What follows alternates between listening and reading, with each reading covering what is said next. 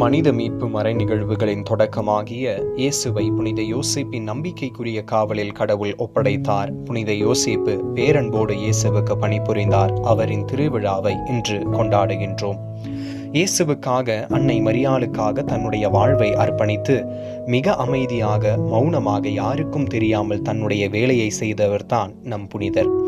நம்முடைய வாழ்க்கையிலும் குடும்பங்களிலும் சமூகங்களிலும் புனித யோசேப்பை போல் தங்களுடைய வேலைகளை செவ்வனே செய்து பாராட்டுக்கள் பெறாமல் மற்றவர்களால் ஒதுக்கப்படக்கூடிய நேர்மையானவர்களை பார்த்திருப்போம்.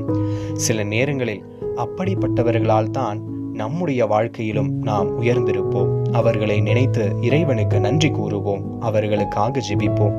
புனித யோசேப்பை போல் நம் கடமைகளை சரியாக செய்ய முயல்வோம். அவரின் பரிந்துரையை நாடுவோம். புனித யோசேப்பே, எங்களுக்காக வேண்டிக் கொள்ளும்.